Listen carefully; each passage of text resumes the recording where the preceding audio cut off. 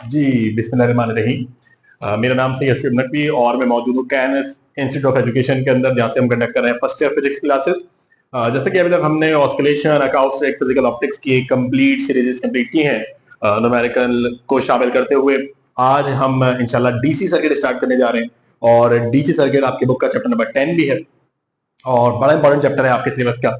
तो आइए without wasting done हम डीसी सर्किट स्टार्ट करते हैं। डीसी सर्किट के अंदर आज का जो हमारा लेक्चर 01 है डीसी सर्किट पर, ये मेरे ख्याल से 3 से 4 लेक्चर में चैप्टर पूरा होगा। रजिस्टर्स आज हमारे लेक्चर 1 का पहला टॉपिक है। आज हम रेजिस्टर्स को समझेंगे डिटेल में, हर तरीके के रेजिस्टर को देखेंगे, रेजिस्टेंस समझेंगे, किन किन चीजों पर रेजिस्टेंस डिपेंडेंट है, इन सारी चीजों को देखेंगे। हम ये भी देखेंगे कि हमारे पास इंटरनल रेजिस्टेंस क्या होती है। इन सारे बिहेवियर्स को आज इंशाल्लाह हम स्टडी करेंगे। ठीक, तो आज का हमारा टॉपिक है रेजिस्टर्स। तो स्टार्ट करते हैं रेजिस्टर्स से और सबसे पहले ये समझते हैं कि रेजिस्टर्स का काम क्या है। देखिए, रेजिस्टर्स के दो इंपॉर्टेंट काम है। सबसे पहला इंपॉर्टेंट काम रजिस्टर का आप ये कह सकते हैं, इट यूज्ड टू फिक्स्ड या it used to limit the value of current flow. पहला काम क्या है रजिस्टर का, ये करंट के वैल्यू को फिक्स कर सकता है। फॉर एग्जांपल, अगर मेरे पास किसी बैटरी से 100 एम्पेयर का करंट जनरेट हो रहा है और मेरे पास कोई उस सर्किट के अंदर कोई इलेक्ट्रॉनिक कंपोनेंट लगा हुआ है, मान लीजिए कि जिसको सिर्फ 40 एम्पेयर का ही करंट चाहिए, तो मैं उस इलेक्ट्रॉनिक कंपोनेंट के आगे एक रेजिस्टर लगाकर 40 एम्पेयर का ही करंट उस डिवाइस तक पहुंचाऊंगा। यानी कि मैं करंट की वैल्यू को फिक्स्ड कर सकता हूं बाय यूजिंग रेजिस्टर। यानी मैं बोलूंगा रेजिस्टर मैंने पहले लगा दिया है, रेजिस्टर क्या करेगा, रेजिस्टेंस आगे सिर्फ 40 एम्पेयर के करंट को ही आने देगा, 100 एम्पेयर के करंट को नहीं आने देगा। मतलब इसका मतलब बिल्कुल भी ये नहीं है कि 60 एम्पेयर लॉस कर देगा, नहीं। आप रजिस्टर को ऐसा ना समझें कि रजिस्टर जो है, अगर वो 100 एम्पेयर का करंट आ रहा है और कोई डिवाइस 40 एम्पेयर एक्सेप्ट कर सकती है और हमने पीछे रजिस्टर लगा दिया कि वो करंट के 60 एम्पेयर को आगे ना आने दे, तो वो 60 एम्पेयर को लॉस करा देगा और बाकी के 40 एम्पेयर को डिवाइस को दे देगा। ऐसा नहीं होगा। होगा इस तरीके से कि आप समझे कि 100 एम्पेयर अगर आ रहा था तो पहले 40 आ जाएगा, फिर 40 आ जाएगा, फिर 20, अगले 20 से मिलकर 40 आ जाएगा। इस तरीके से आएगा पूरा 100 एम्पेयर ही, बट 40-40 के हिस्सों में टूट टूट कर आएगा। क्या समझ रहे हैं मेरी बात? मतलब रजिस्टर करंट की वैल्यू को लॉस नहीं कराता, उस वैल्यू को रोक रोक कर भेजता है। यानी आप ऐसा समझ लें कि अगर हमारे पास यहां पर हमारे पास कोई 4 लेन की रोड थी और उससे 100 गाड़ियां गुजरती थी 10 मिनट के अंदर, तो हो सकता है कि अगर हम उसको 2 लेन की कर दें तो तब भी 100 गाड़ियां रुकेंगी, गुजरेंगी, लेकिन सारी एक साथ नहीं गुजर सकती। पहले जितनी जल्दी 100 गुजर जाया करती थी, अब उतना जल्दी 100 नहीं गुजरेंगी, गुजरेंगे अभी भी 100 ही, बट 2-2 करके जाएंगे। तो ये काम समझ लें स्पीड इसका है रजिस्टर का, कि वो भेजता तो सारे ही करंट को है जितना पीछे से आ रहा है, बट उसको चंक्स में तोड़ तोड़ के भेजता है, सारा करंट एक साथ नहीं भेजता। तो कोई भी करंट लॉस नहीं होगा, बट करंट रुक रुक कर आएगा। रुक रुक से मुराद ब्रेक होकर आएगा, रहेगा तो फ्लो एक जैसा ही। तो ये काम हमारे रजिस्टर का है। तो मैं क्या बोल रहा हूं, रजिस्टर काम क्या है, it is used to limit the value of current flow. और दूसरा, it is used to reduce or increase the flow of current in any device. Such resistors are called variable resistors.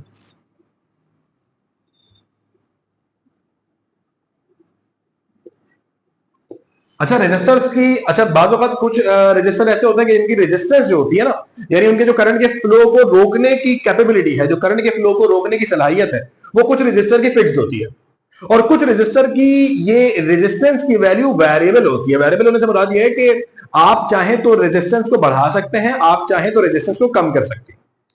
ऐसे resistor के जिनके अंदर आप resistance की value को अपनी मर्जी से बढ़ाएं और अपनी ही मर्जी से कम भी करें, ऐसे रेजिस्टेंस को हम वेरिएबल रेजिस्टर्स कहते हैं। और ऐसे रेजिस्टर्स जिनकी रेजिस्टेंस की वैल्यू फिक्स्ड है, व्हाट इज रेजिस्टेंस, आप बोलेंगे it is oppose in the flow of a current, it is opposed in the flow of a current or the quantity which limit the flow of a current. What is resistance?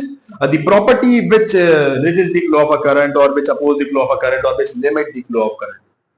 तो अगर तो ये oppose करने की capability fixed हो कि ये इतने करंट को रोक के रख सकता है, तो it is called constant resistor. But अगर एक ऐसा करंट हो कि एक ऐसा रेजिस्टर हो कि जिसके अंदर रेजिस्टेंस की वैल्यू आप अपने लिहाज से सेट कर सकें, आप अपने लिहाज से चाहें तो बढ़ा लें, आप अपने लिहाज से चाहें तो कम कर लें, तो इसको हम बोलेंगे वेरिएबल रेजिस्टर। ठीक, जैसे फॉर एग्जाम्पल अगर हम बात करें कोई हमारे पास कोई स्पीकर रहे और उसका कोई एम्पलीफायर हो कि जिसके एक बटन के थ्रू हम कभी वॉल्यूम को बढ़ा देते हो, कभी हम वॉल्यूम को कम कर देते हो, तो वहां पर हम कह रहे हैं कि जब हम वॉल्यूम को बढ़ा रहे हैं तो हम स्पीकर तक पहुंचने वाले करंट को बढ़ा रहे हैं। कैसे बढ़ा रहे हैं स्पीकर तक पहुंचने वाले करंट को? उसकी रेजिस्टेंस को कम करेंगे। रेजिस्टेंस का काम क्या है? करंट के फ्लो को अपोज करना, करंट के फ्लो को लिमिट करना। अगर आप रेजिस्टेंस को कम करेंगे तो करंट बढ़ जाएगा, अगर आप रेजिस्टेंस को बढ़ाएंगे तो करंट कम हो जाएगा। तो इन शॉर्ट जब आप वॉल्यूम को बढ़ा रहे हैं तो आप रेजिस्टेंस को कम कर रहे हैं, अब स्पीकर तक ज्यादा करंट जा रहा है, ज्यादा वॉल्यूम बाहर की तरफ रिलीज होगा। लेकिन जब आप वॉल्यूम को कम कर रहे हैं तो फिर अब आप क्या कर रहे हैं? अब आप रेजिस्टेंस को बढ़ा रहे हैं। जब आप रेजिस्टेंस को बढ़ा रहे हैं तो स्पीकर तक पहुंचने वाला करंट कम हो गया। जब स्पीकर तक पहुंचने वाला करंट कम हो गया तो बाहर साउंड भी कम ही रिलीज हो रहा है। क्या भाई ये बात समझ में? क्या काम है रेजिस्टेंस का? देखिए मैंने बताया रेजिस्टर के दो काम है। इसकी प्रॉपर्टी रेजिस्टेंस, मतलब रेजिस्टर में क्या होती है? रेजिस्टर में होती है रेजिस्टेंस। क्या है? इट अपोज द फ्लो, या हम बोलेंगे द क्वालिटी और property of resistor through which it oppose the flow of current is called resistance. Is called resistance. ठीक है, तो रेजिस्टेंस क्या है? The quality of a resistor through which it oppose the flow of current. Resistor की वो सलाहियत, resistor की वो कैपेबिलिटी है जिसके थ्रू वो करंट के फ्लो को रेजिस्ट करता है, ये चीज कहलाती है रेजिस्टेंस। हर रेजिस्टर की कुछ ना कुछ अपनी। अच्छा, अगर फिक्स्ड रेजिस्टेंस हो तो कांस्टेंट रेजिस्टर है, और वेरिएबल रेजिस्टेंस हो यानी उसकी रेजिस्टेंस की वैल्यू आप चेंज कर सकते हैं, अपने लिहाज से बढ़ा सकते हैं, अपने लिहाज से कम कर सकते हैं, तो ऐसा रेजिस्टर वेरिएबल रेजिस्टर कहलाता है। क्या ये वाली बात समझ में आ रही है? इसमें कोई बचने वाली बात नहीं है। होपफुली आपको रेजिस्टर का कुछ अहम मकसद समझ में आया होगा, रेजिस्टर का मेन पर्पस क्या है। अब इस रेजिस्टेंस को लेकर हमारे पास क्या, अगर हम ये मालूम करना चाहें कि कितनी रेजिस्टेंस पर कौन सा रेजिस्टर कितने करंट के फ्लो को अपोज करेगा, तो इसके लिए हमारे पास एक बड़ा इंपॉर्टेंट लॉ जिसका नाम है ओम्स लॉ। अच्छा, सबसे अगर मैं आपसे पूछूं कि मुझे बताइए कि what is the one of most important quantity for the flow of current, सबसे जरूरी फिजिकल क्वांटिटी कौन सी है करंट के फ्लो के लिए? तो आप बोलेंगे पोटेंशियल डिफरेंस। यही बोलेंगे कि पोटेंशियल डिफरेंस ऐसा, पोटेंशियल डिफरेंस एक ऐसी क्वांटिटी है जो कि डिसाइड करेगी कि सर्किट के अंदर कितना करंट चलेगा। ऐसा ही है ना? तो यहां भी देखें, सबसे पहले याद रखें दी current flow through the circuit is directly proportional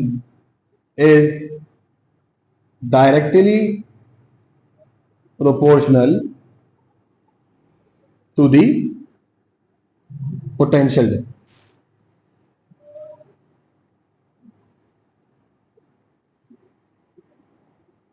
The current flow through the circuit is directly proportional to the potential difference, यानी कि कितना करंट चलेगा सर्किट में ये डायरेक्टली प्रोपोर्शनल है कितना पोटेंशियल का डिफरेंस है सर्किट के अंदर। मतलब आप ऐसा समझे कि मैं यहां पर एक अदर बैटरी ले लूं और मैं बोलूं कि इस बैटरी के दो टर्मिनल हैं, तो बैटरी के दो टर्मिनल से हमने एक सर्किट लगाया और इस सर्किट के अंदर हमने एक अदर बल्ब लगा दिया। ठीक है, इसको हमने यहां कनेक्ट कर दिया, इसको हमने यहां कनेक्ट कर दिया। अब हम कहते हैं कि ये बल्ब जो है वो ग्लो करता है कि जब इसके अंदर करंट आता है। अब जरा कहानी क्या, जरा गौर से समझिएगा। देखिए, मान लेंगे बैटरी का पॉजिटिव टर्मिनल है और मान लेंगे बैटरी का नेगेटिव टर्मिनल है। आपको पता ना करंट निकलता है पॉजिटिव टर्मिनल से जाता है नेगेटिव टर्मिनल की तरफ, तो पॉजिटिव से निकलेगा नेगेटिव की तरफ जाएगा, तो पॉजिटिव से निकलकर नेगेटिव के ऊपर जाने के लिए पोटेंशियल डिफरेंस बहुत ज्यादा रहना चाहिए। मान लेंगे यहाँ का पोटेंशियल डिफरेंस है 0, यहाँ का पोटेंशियल डिफरेंस है 100 वोल्ट, तो पोटेंशियल डिफरेंस कितना हुआ? 100 वोल्ट। अगर पोटेंशियल डिफरेंस नहीं है तो करंट नहीं चलेगा। अगर पोटेंशियल डिफरेंस नहीं है तो करंट नहीं चलेगा।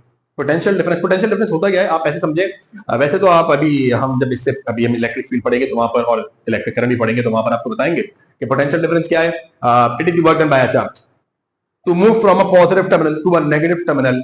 How much work is done by a charge is called potential difference.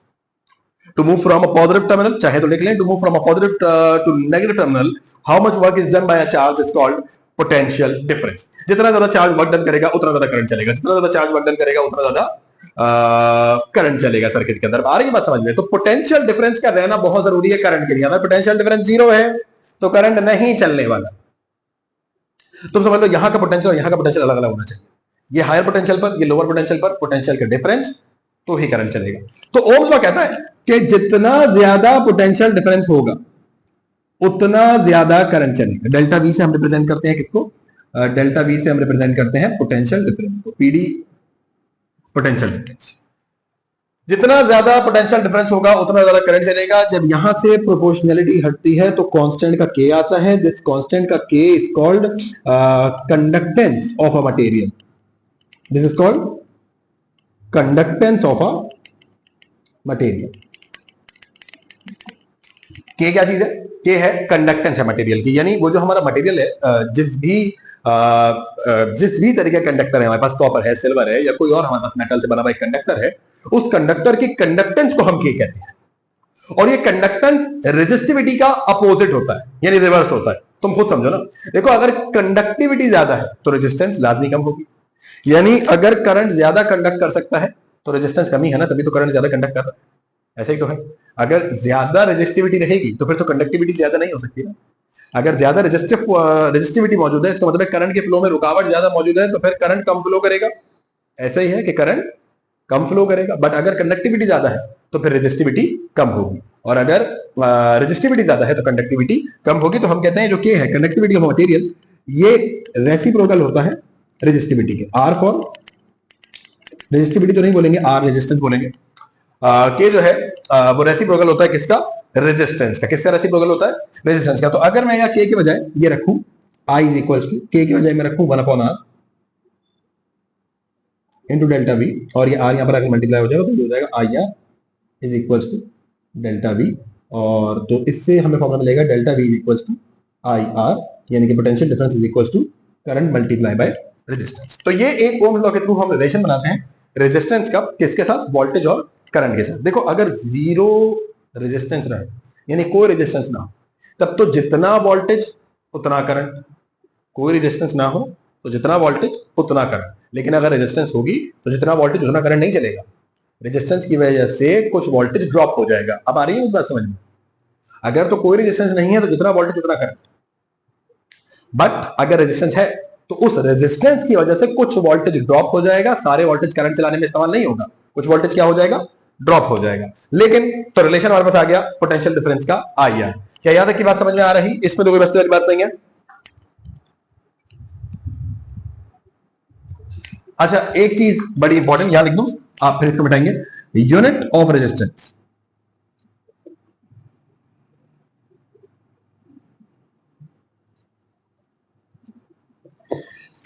Unit of resistance देखें, याद रखिएगा कि आर का यूनिट होता है ओम्स, और इसको हम रिप्रेजेंट करते हैं इस तरीके के एक सिंबल से। ये ग्रीक सिंबल है।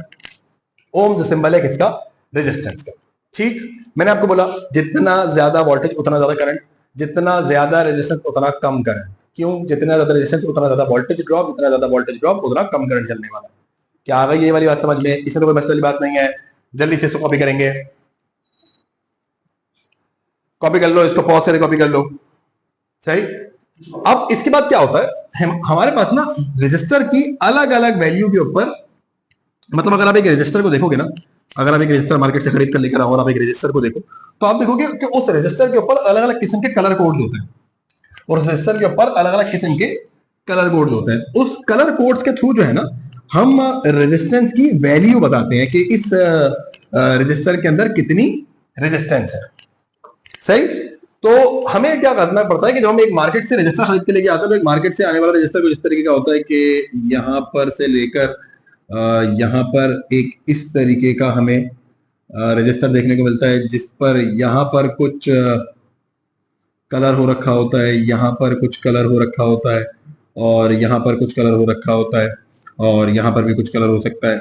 अभी मैं आपको बताता हूँ ये 3 रहेंगे, 4 रहेंगे, 5 रहेंगे, इसका क्या लॉजिक है सारा, थोड़ा सा इसमें अलग अलग कलर होता है। जैसे कि यहाँ पर क्या हो सकता है, और समझना मेरी बात ना, जैसे कि लेट्स से कि हो सकता है कि ये वाला ब्लू हो सकता है ये वाला ग्रीन हो सकता है ये वाला रेड ये हो सकता है नो कलर हो ही ना,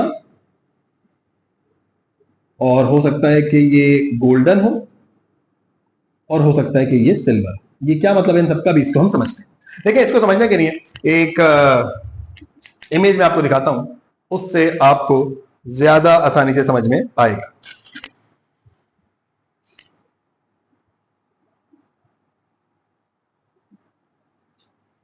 ठीक है जी। अभी देखिए, मैं आपको एक इमेज दिखाता हूं, तो उस इमेज से आपको ज्यादा आसानी से समझ में आएगा। एक मिनट। तो चलेंगे, अब जरा ये देखें। जैसे मैं आपको बता रहा था कि रजिस्टर के ऊपर अलग अलग कलर कोड अलग अलग चीज को इंडिकेट करता है। कि जैसे अगर हमारे पास इनमें से कोई कलर ब्लैक है तो वो ब्लैक इंडिकेट करता है 0 को। अगर कलर ब्राउन है तो वो इंडिकेट करता है 1 को, रेड 2 को, ऑरेंज 3 को, येलो 4 को, ग्रीन 5 को। इस तरीके से 9 तक हमारे पास सारे कलर है। और ये सिल्वर 10%, ये मैंने यहां लिखा है सिल्वर, गोल्डन और नो कलर 20%। इसका मतलब क्या है? इसका मतलब यह है कि देखें, हमारे पास एक रजिस्टर इस तरीके का होता है, जरा गौर से समझिए। और ये जो नंबर ऑफ लाइन है ना, इसको हम बैंड्स कहते हैं। कि अगर ये 3 होंगे तो इसको हम बोलेंगे 3 बैंड का रजिस्टर। अगर ये 4 होंगी तो हम इसको बोलेंगे, जैसे इधर कितना है, इधर हमें 1 2 3 4 5 6 7 तो बहुत है, लेकिन हम यूजुअली देखेंगे 3 बैंड का, 4 बैंड का, 5 बैंड का, इससे ज्यादा बैंड का हम रजिस्टर नहीं देखेंगे। 3 बैंड, ये नंबर ऑफ लाइन है ना, 1 2 3 4, इनको हम बैंड काउंट करते हैं। कि अगर ये 3 बनी हुई है तो ये 3 बैंड को रिप्रेजेंट कर रही है, 4 बनी हुई है तो 4 बैंड, 5 बनी हुई है तो 5 बैंड, 6 बनी हुई है तो 6 बैंड को ये रिप्रेजेंट करेंगी। क्या आ रही है बात समझ में? अच्छा देखिए, मैं आपको इसके बारे में कुछ बातें समझाऊं। देखिए, इसका जो ये पहला वाला कलर होता है, जो पहला वाला कलर होता है, वो डिजिट को रिप्रेजेंट करता है। पहला वाला कलर किसको रिप्रेजेंट करता है? डिजिट को। अगर मैं 3 बैंड के रजिस्टर की बात कर रहा हूं, किसकी बात कर रहा हूं मैं? 3 बैंड की। ये 1 2 3 ये होगा, ये चौथा भी नहीं होगा। ठीक है ना? अभी सिर्फ इस 3 को समझना, 1 2 और 3। अभी ये सिर्फ 3 होंगे और वो अभी ये चौथा भी नहीं होगा। 3 बैंड के रजिस्टर की बात होगी, तो यहां पर ये भी डिजिट कहलाएगा, और ये वाला जो है ये हमारा कहलाएगा मल्टीप्लायर। ये वाला हमारा कहलाएगा मल्टीप्लायर। ठीक। और ये जो सबसे लास्ट में होता है ना, ये सबसे लास्ट में होती है टॉलरेंस। ये सबसे लास्ट में क्या होती है? ये सबसे लास्ट में होती है टॉलरेंस। तो टॉलरेंस का मतलब क्या है? अब जरा गौर से समझना। देखो, यहां पर ये जो कलर है, यहां पर ये कलर कौन सा है? यहां पर ये कलर हमारा ब्राउन है। कौन सा कलर है? ब्राउन कलर है। ठीक। तो यहां पर इस ब्राउन कलर का डिजिट क्या है? इस ब्राउन कलर का डिजिट था 1, तो आपने यहां पर क्या लिख दिया? 1। उसके बाद ये अगला कलर कौन सा है? अगला कलर है ब्लू। तो अगला कलर जो है हमारा वो है ब्लू। और ब्लू कहां पर है? ब्लू यहां पर है। तो ब्लू कितना है हमारे पास? अच्छा, ये ब्लू जैसा तो थोड़ा नहीं लग रहा, ये थोड़ा सा लग रहा है डार्क ब्लू टाइप का, या आप इसको, चले हम इसको ब्लू कंसिडर कर लेते हैं। तो अगर ये ब्लू है तो ब्लू का डिजिट कितना है? ब्लू का डिजिट है 6। यहां पर ये 6 आ गया। उसके बाद ये कितना है? रेड। रेड कितना है? यहां पर क्या है? रेड। रेड क्या होता है? मल्टीप्लायर। देखो, आपने सबसे पहले उठाया अपना ब्राउन वाला, और आपने ब्राउन का डिजिट लिखा। ब्राउन का डिजिट कितना था? 1, आपने लिख लिया यहां पर। उसके बाद आपने उठाया कौन सा वाला? उसके बाद आपने उठाया ब्लू वाला। ब्लू का आपने डिजिट लिख लिया, विच इज 6, ये भी आपने लिख लिया। उसके बाद जो तीसरा वाला है, ये तीसरा वाला होता है मल्टीप्लायर। तो मल्टीप्लायर, यहां पर जो मल्टीप्लायर है वो रेड वाला है। रेड वाला इधर देखो, ये रेड वाला क्या वैल्यू है? इस रेड वाले की 2 वैल्यू है। तो यहां पर तुम लगा दो 2 0। यहां पर तुम क्या लगा दो? 2 0। ये इस रजिस्टर के रेजिस्टेंस की वैल्यू बन गई। ये इस रजिस्टर के रेजिस्टेंस की वैल्यू बन गई। क्या कुछ बात समझ में आ रही है? ये इस रजिस्टर के रेजिस्टेंस की वैल्यू बन गई। इसी तरीके से अगर मैं, अब देखो, तुम्हें समझ में आया? पहला डिजिट जो होगा वो डिजिट उसका उठा के लिख लो, दूसरा जो होगा उसका उठा के लिख लो, तीसरा वाला होता है मल्टीप्लायर। ये मैं बात कर रहा हूं स्पेसिफिकली 3 बैंड की। किसकी बात कर रहा हूं? 3 बैंड रजिस्टर की मैं बात कर रहा हूं, 3 बैंड रजिस्टर की। तो 3 बैंड रजिस्टर के अंदर ये पहला तुम्हारा जो रहेगा वो डिजिट, दूसरा जो रहेगा वो डिजिट, तीसरा जो रहेगा वो मल्टीप्लायर, और ये यहां पर जो होती है वो टॉलरेंस होती है। देखो अगर इस वक्त तो यहां पर ये गोल्डन कलर है, तो गोल्डन कलर पर टॉलरेंस, अभी देखो अभी मैंने तुम्हें बताया था कि ये मान लो कि ये नो कलर पर है, यहां वैसे गोल्डन है लेकिन अभी हम मान लेते हैं नो कलर पर है। थ्री बैंड है ना, थ्री बैंड में बस ये तीन होंगे, वो वाला भी नहीं होगा। थ्री बैंड में सिर्फ ये एक दो तीन, ये तीन ही होने वाले, बाकी कुछ भी नहीं होगा। तो नो कलर के अंदर कितनी टॉलरेंस है? 20% टॉलरेंस है। 20% टॉलरेंस का मतलब क्या है कि अगर ये 1600 ओम्स है, तो 1600 ओम्स का 10% कितना होगा? 160, और 20% कितना होगा? 320। तो 320 ओम की रेजिस्टेंस कम भी हो सकती है, 320 ओम की रेजिस्टेंस ज्यादा भी हो सकती है। यानी ये 1600 ओम दे रहा है ना, टॉलरेंस अगर इसकी 20% है, तो अगर इसे 320 निकालो तो कितना बचेगा? 1280। तो ये इतना भी हो सकता है, हो सकता है 1300 हो जाए, हो सकता है 1350 हो जाए। क्या इतना ही होगा? 20%। ये देखो अगर यहां नो कलर हो ना, तो नो कलर पे टॉलरेंस कितनी होती है? 20%, क्योंकि इतना इतनी वैल्यू भी मिल सकती है। हो सकता है कि तुम्हें ये पूरा 1600 ना मिल रहा हो, टॉलरेंस है ना 20% की, तो तुम्हें ये इससे थोड़ा सा कम मिल रहा हो। क्या आ रहा है ये बात समझ में? तो ये रजिस्टर्स के कलर कोड होते हैं। पहला रिप्रेजेंट करेगा किसको? डिजिट को। दूसरा किसको रिप्रेजेंट करेगा? डिजिट को। तीसरा किसको रिप्रेजेंट करेगा? मल्टीप्लायर को। अगर फोर बैंड का हो जाए, अगर क्या हो जाए? फोर बैंड के, जैसे लेट से मैं इसकी बात करता हूं, लेट से कि ये फोर बैंड वाला है, ठीक, तो मैं बोलूंगा कि ये मेरा फोर बैंड वाला, अगर मैं इसको बोलूं, तो फोर बैंड में लेट से मैंने बोला ये मेरा ब्लैक कलर है, समझने के लिए मैंने बोला कि ये मेरा ब्लैक कलर, ये मेरा ग्रीन कलर, ये ऑरेंज, और क्योंकि फोर बैंड है तो ये वाले नहीं होंगे, ये इसने एक डायग्राम गलत बनी हुई है, और ये मेरा अगला वाला टॉलरेंस के नहीं है, और ये मेरा ऑरेंज है, ये थोड़ा सा रेड जैसा, इसको रेड कर देता हूं, और ये मेरा ऑरेंज है, ठीक है। तो अब यहां चार होगा, यहां पर सिर्फ क्या थे? ये तीन, इसको तुमने नो कलर माना था, तो ये सिर्फ तीन थे, ये थ्री बैंड रजिस्टर कहलाता है। ये कौन सा है? चार बैंड का रजिस्टर। तो अब सुनना, इसका ये पहला वाला भी डिजिट है, ये बल्कि यहां लिखा हुआ भी है, पहला वाला भी डिजिट, दूसरा वाला भी डिजिट, और इसी तरीके से हमारा तीसरे वाला मल्टीप्लायर, और चौथा वाला टॉलरेंस। यहां पर टॉलरेंस नहीं थी, नो कलर का मतलब टॉलरेंस, यहां पर टॉलरेंस का बैंड नहीं है, नहीं होता तो 20% की रहती है। यहां पर टॉलरेंस है, किस कलर की है टॉलरेंस यहां पर? टॉलरेंस, अच्छा ये टॉलरेंस जो होती है ना, या तो ये गोल्डन होती है, या सिल्वर होती है, नो कलर होती है, तो ये गोल्डन है, या तो गोल्डन होती है या सिल्वर होती है, नो कलर होती है, तो ये गोल्डन है हमारे पास। पहला डिजिट, दूसरा डिजिट, तीसरा मल्टीप्लायर, और यहां पर फिर ये गोल्डन कलर। चलो देखो पहला डिजिट क्या है? ब्लैक का। ब्लैक का डिजिट क्या होता है? जीरो। ये ब्लैक हो तो हाँ, तो पहला अगर ये ब्लैक है तो यहां शुरू में क्या आ जाएगा? जीरो। दूसरे पर क्या है? ग्रीन। दूसरे पर क्या है मेरे पास? ग्रीन। अब ग्रीन का कितना है? ग्रीन का है 5। तीसरा होता है मल्टीप्लायर, मल्टीप्लायर पे है रेड। रेड कितना है? 2, तो यहाँ कितने जीरो आएंगे? 2 जीरो। अब ये शुरू वाले जीरो की कोई वैल्यू नहीं होती, इसको हम क्या लिखेंगे? 500। कितनी टॉलरेंस, कितनी रेजिस्टेंस निकल कर आ रही है इसकी?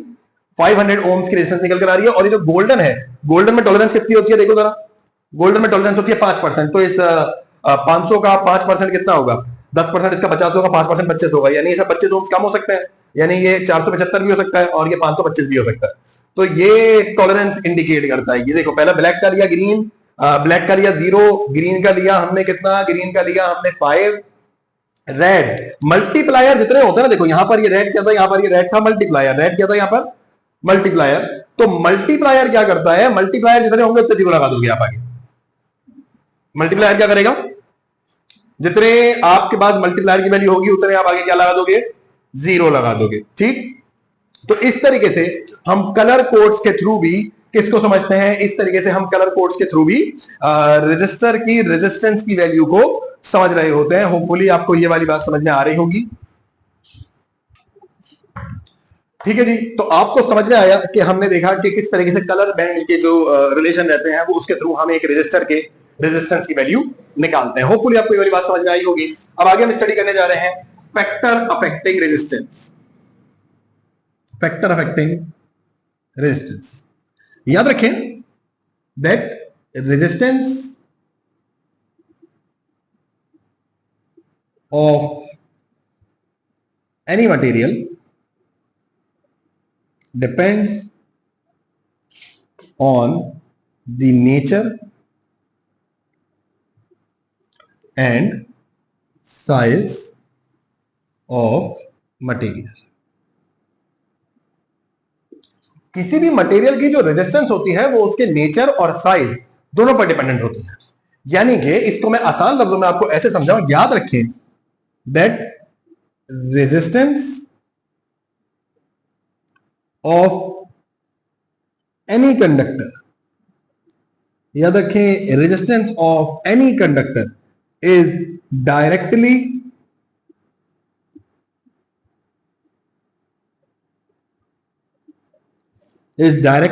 proportional to the length of a conductor. Length of a conductor. क्या कह रहा हूं मैं? Resistance of any conductor is directly proportional to the length of a conductor. यानी हम बोलेंगे जितना ज्यादा लंबा कंडक्टर होगा, जितनी ज्यादा उसकी लेंथ होगी, उतनी ज्यादा उसमें रेजिस्टेंस रहने वाली है। जितनी ज्यादा उसमें लेंथ होगी, उतनी ज्यादा उसमें क्या रहने वाली है? रेजिस्टेंस रहने वाली है। यानी अब इसको ऐसा समझे, ये देखें कि मैं इसको इस तरह बनाऊं,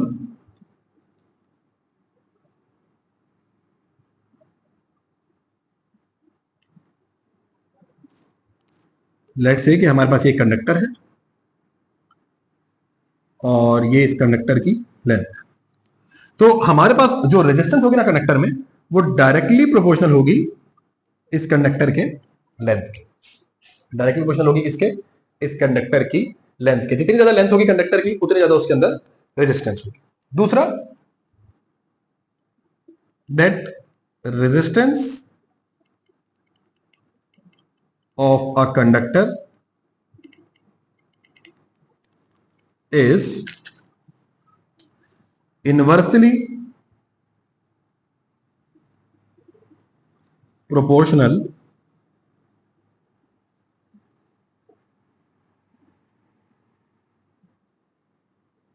to the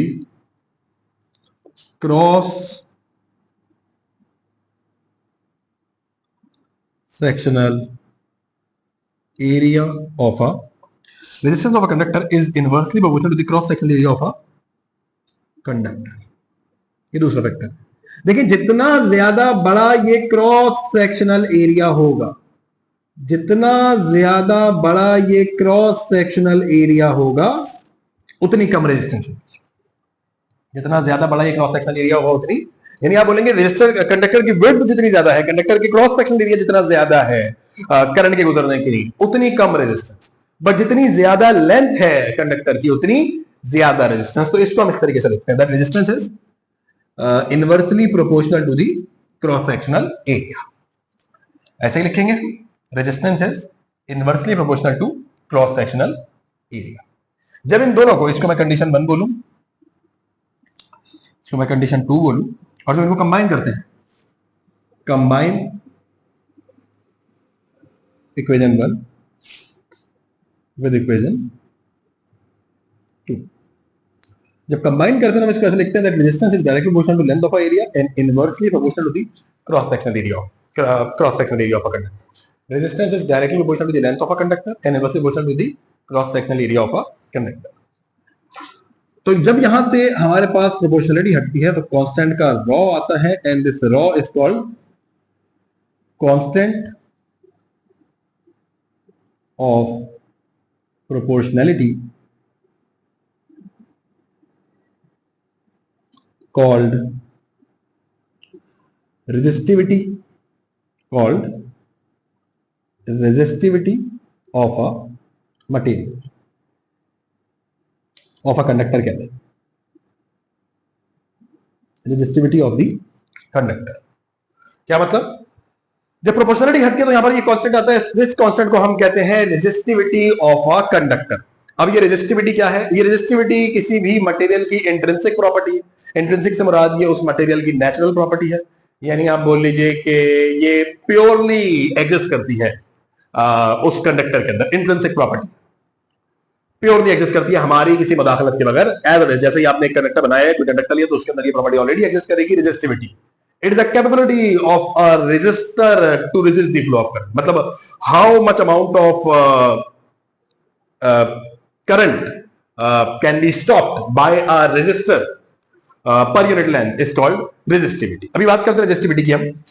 तो resistivity the constant of proportionality called resistivity of a conductor. तो यहां पर हमारे पास ये रेजिस्टिविटी बताता है कि हम कोई भी रेजिस्टर कितने करंट के फ्लो को अपोज कर सकता है, यानी उसकी प्रॉपर्टी जिसके थ्रू वो किसी भी कंडक्टर के करंट को फ्लो करता है, उसको हम कहते हैं resistivity. It is a natural property. Her conductor के अंदर नेचुरली भी रेजिस्टिविटी होती है। तो हमारे पास रेजिस्टेंस का मामला बनता है, rho resistance is equals to rho L by area इससे अगर मैं रेजिस्टिविटी का फॉर्मूला बनाऊं तो फॉर्मूला ऑफ रेजिस्टिविटी इससे बनेगा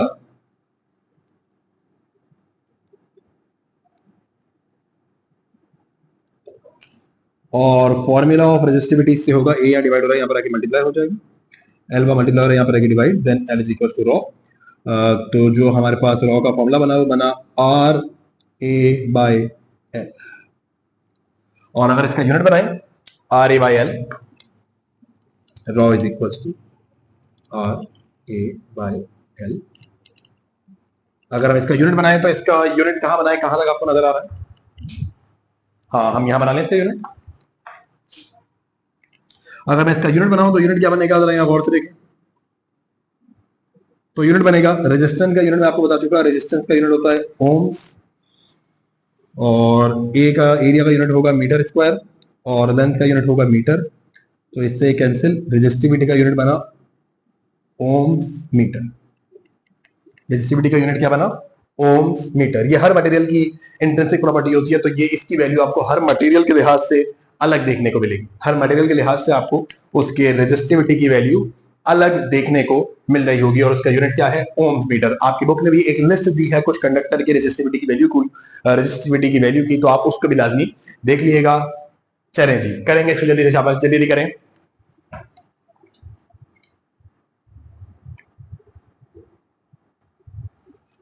चलें जी, क्या हो गया है, मिटा दें। ये थे फैक्टर अफेक्टिंग रेजिस्टेंस। तो हमने बोला दो फैक्टर है, लेंथ और क्रॉस सेक्शनल एरिया। रिलेशन बनाया, फॉर्मूला क्या बना रेजिस्टेंस का, R is equals to rho L by A। rho is called the resistivity of our resistor। मिटा दें इसे। चलिए जी,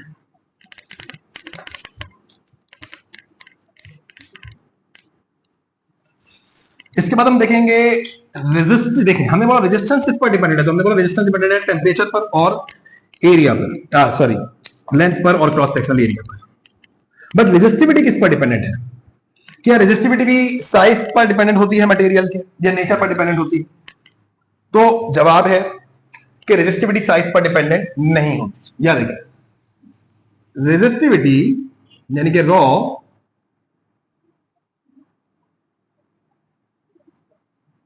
डिपेंड्स ऑन टेम्परेचर। रेजिस्टिविटी किस पर डिपेंड करती है? रेजिस्टिविटी डिपेंड करती है टेम्परेचर पर। क्या मतलब है? हम बोलेंगे resistivity does not depend on size और on shape of material, but it depends upon temperature of a material, but depend upon the temperature of a material। resistivity जो है वो साइज और शेप पर डिपेंडेंट नहीं होती। क्या कह रहा हूं मैं?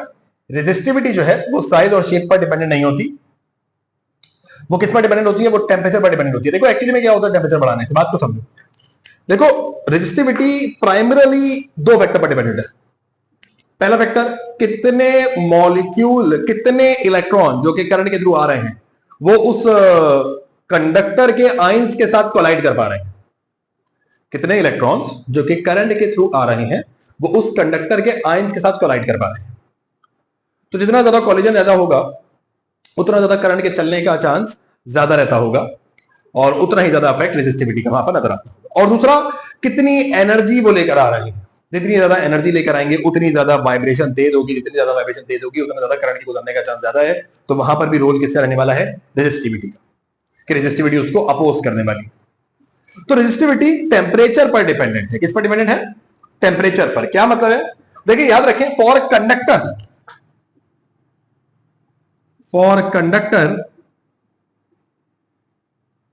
कंडक्टर की बात कर रहा हूं, सेमीकंडक्टर भी नहीं। कौन? कंडक्टर। फॉर कंडक्टर, पहले बात करूंगा रेजिस्टेंस की, फिर उसी का रिलेशन बनाऊंगा रेजिस्टिविटी के साथ। फॉर कंडक्टर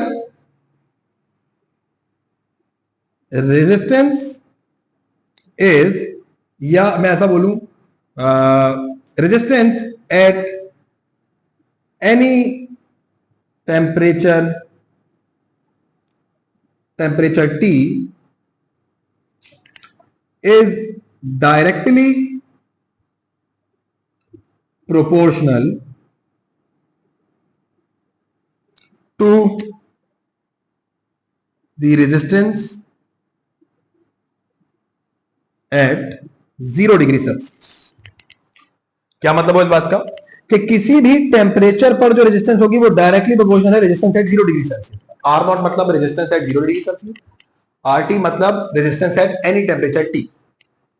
आर नॉट मतलब resistance at 0 degree Celsius, R T मतलब resistance at any temperature T.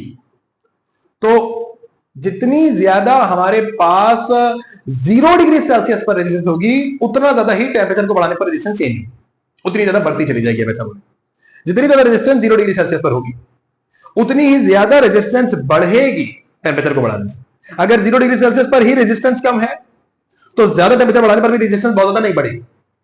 लेकिन अगर 0 डिग्री सेल्सियस पर रेजिस्टेंस बहुत ज्यादा है तो टेम्परेचर के बढ़ाने के साथ साथ रेजिस्टेंस बढ़ती ही चली जाएगी। आर नॉट मतलब resistance at 0 degree Celsius, R T मतलब resistance at any temperature T. क्या ये वाली बात समझ में आ रही है? तो पहला factor resistance at any temperature T is directly proportional to the resistance at 0 degree Celsius. दूसरा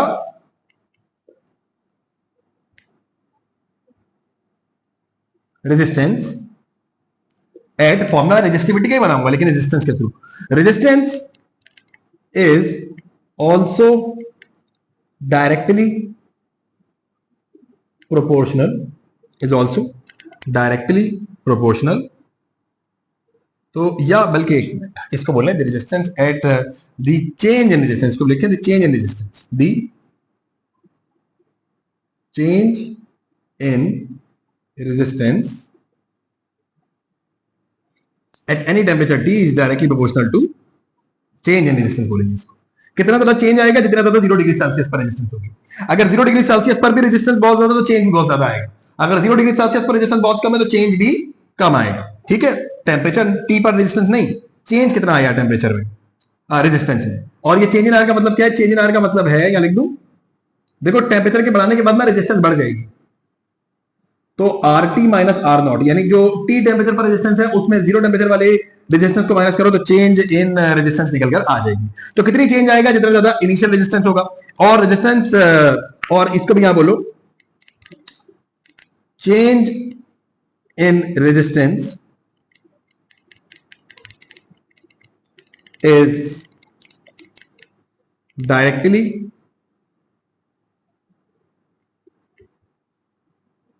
proportional to the change in resistance is directly proportional to the change in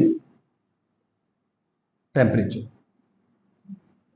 Change in resistance is also directly proportional to the change in temperature. यानी मैं इसको ऐसे लिखता हूँ, change in resistance directly proportional to the change in temperature। मैं ऐसे लिख सकता हूँ delta R is directly proportional to delta T।